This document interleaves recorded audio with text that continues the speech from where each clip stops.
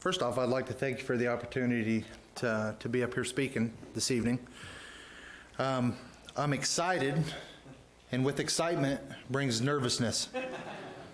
Anybody that deer hunts is in a deer stand and sees a deer, you start shaking, or fishing, or whatever you like to do, it just brings nerves. So I'm going to walk through this the best I can. I may stumble a little bit. I did a little workout with Jenny prior to this, and I rewrote some of it. So I've got a lot of notes on here. So just bear with me.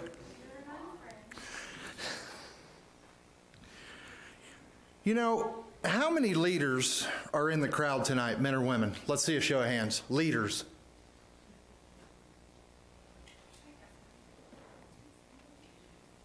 Okay. Everyone grows up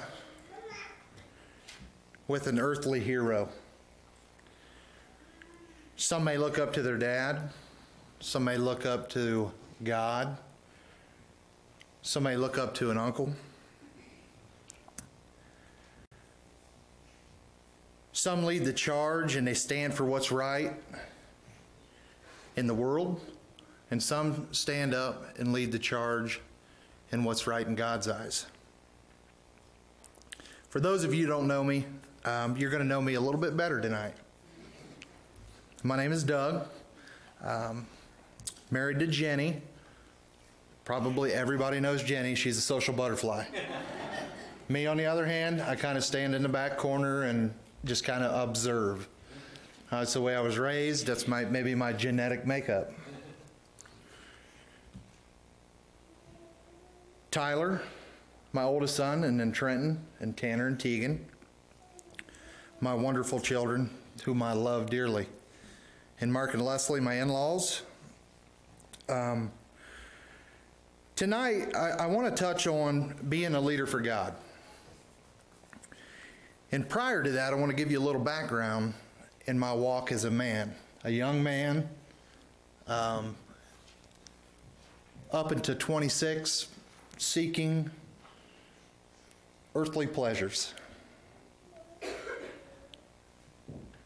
In my household, my dad was a leader.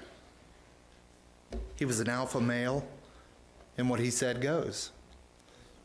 And it was tough being a young man in that situation because some of the things that he did and said weren't always correct.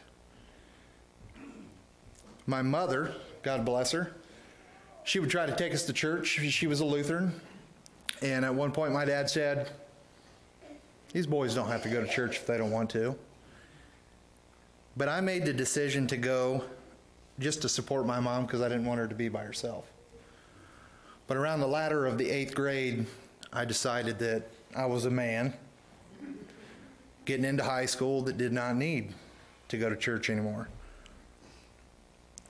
So I made that decision. In high school, I decided I wanted to be a leader. I wanted to be a leader on the football field. I wanted to be the leader of the high school. I wanted to be that guy that everybody looked up to. And I obtained that. And probably not in some of the most correct ways. I was a great leader on the football field. I had scholarships from every school in the country. I helped out with the handicapped kids in school. They loved me.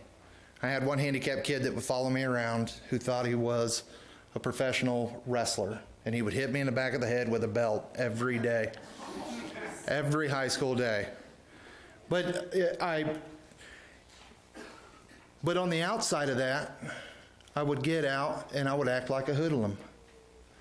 I ran around a bunch of guys that looked up to me because I was who I was in school, but when I went out into the real world, I portrayed a different side.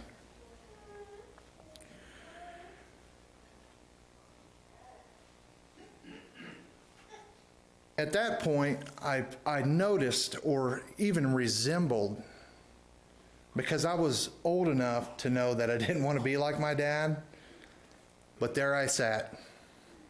acting just like him at 16, 17, and 18.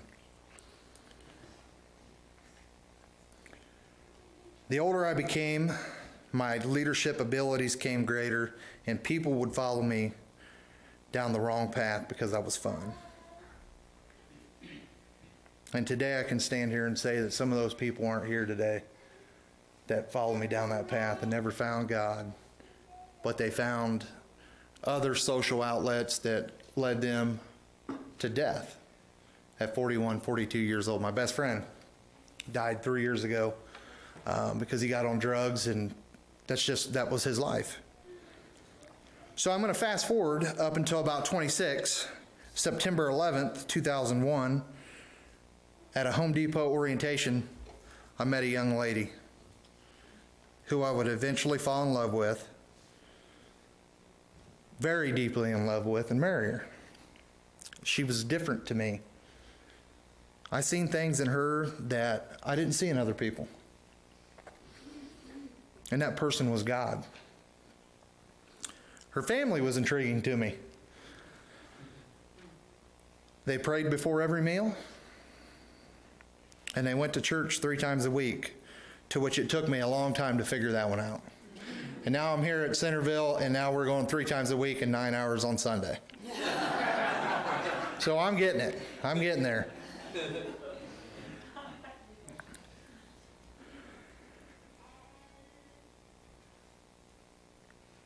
And that journey led me to one of the best, influential, and the best leader I had ever known, and I still have ever known, and that was Jesus.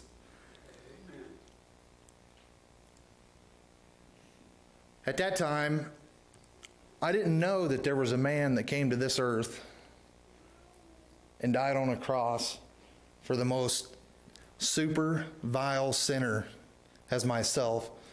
And he died for me, and I figured that out, and I thought, there's got to be a better way of life.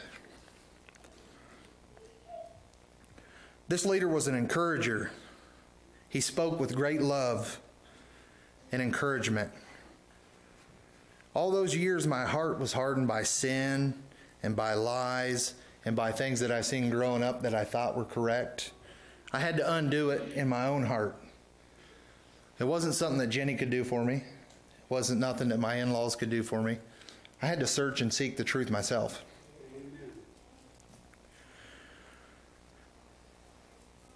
It wasn't until a men's retreat at Mark's house with the Lincoln Park Church of Christ men, and one of the lessons was given on a leader. And it was broader than that. I've sat through several of those models. It was leader or leadership, but I broke this one down to leaders. And they broke it down in an acronym, and I'd like to share that with you guys tonight and explain what each letter means and see what the Bible has to say about each of them.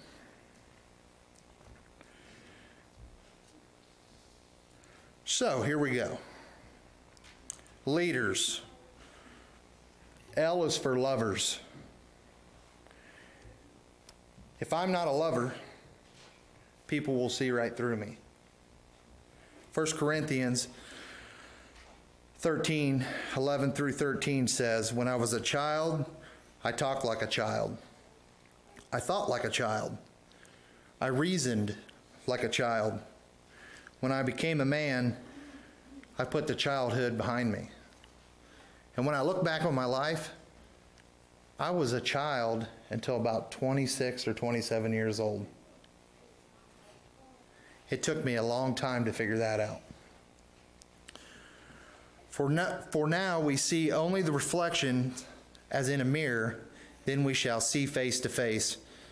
So when you're standing there and you're looking at yourself back in the face and you know you're not doing right now, then you got to really dig deep. And then you got to seek out the truth of Jesus. Now I know in part, then I shall know fully, even as I fully known. That was a tongue twister, wasn't it? And now these 3 things remain: faith, hope, and love. But the greatest of these are love. Without love, you can't be a leader. That's step 1, showing outward love. So step up Open your heart and show people you love them. E is in for encouragers, encouraging. If I'm not encouraging people, then you will discourage them. And that hurts people. Acts 20:1-2 says, when the uproar had ended, Paul sent for the disciples, and after encouraging them, said goodbye and set out for Macedonia. He traveled through the area, speaking many words of encouragement to people, and finally arrived in Greece. Be encouraging to people. Say nice things. I was encouraged tonight to see Jim singing. He always smiles. It's encouraging to me. I can't smile and sing, I can tell you that. But it's always encouraging to me. Be an encourager. A is for accountability. Be accountable. If I'm not accountable, then why will they follow me? Why will they follow the rules? Romans 3:19 says, now we know that whatever the law says, it says it to those who are under the law, so that every mouth may be silenced and the whole world held accountable to God. That's the whole world. That's everybody. That's all inclusive. Me personally, I'm seeing a pattern here. You know, if you want to be a good leader, you got to love. If you want to be a good leader, you got to encourage. If you want to be a good leader, you got to be accountable to God. And these are all to God. And if you're those three things right off the bat to God, then your spouse and your children and your church family will see all that. We'll see what kind of person you really are. D for daring. If I'm not daring, then we won't think outside the box. And I thought about this today. I had some other scriptures wrote down, and then I took them out, and I thought about it.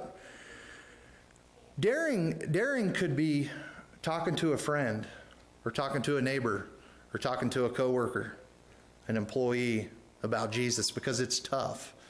Because 9 times out of 10, they laugh at you. They don't want to hear it. But as long as we're planting that seed, maybe someday somebody will come through and water that seed. So speak about Jesus. E is for enthusiastic. If I'm not enthusiastic, no one will follow. Luke 21:37 says, each day Jesus was teaching at the temple, and each evening he went out to spend the night on the hill called the Mount of Olives. My thoughts are about this, about Jesus speaking and great enthusiasm throughout the temple and when he gave the Sermon on the Mount. As Christians, we don't have the right, as my mother-in-law would say, to make the Bible boring. It should be exciting. It's our ultimate goal to make it to heaven. It should be exciting.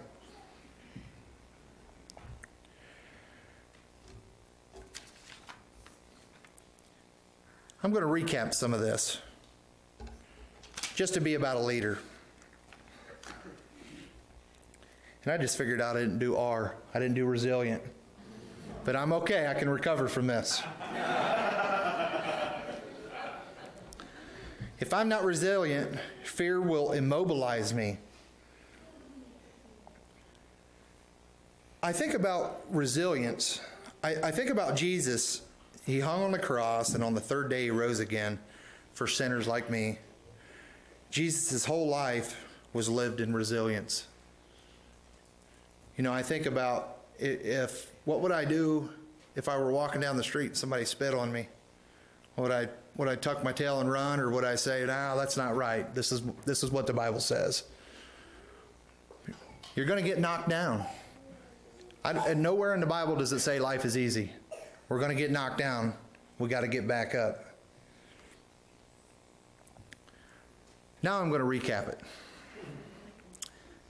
L is for loving, E is for encourager. A is for accountability. D is for daring. E is for enthusiastic. And R is for resilient. By living this way, we can all be good leaders for God. In studying for this, it really opened my heart, because sometimes I struggle innerly,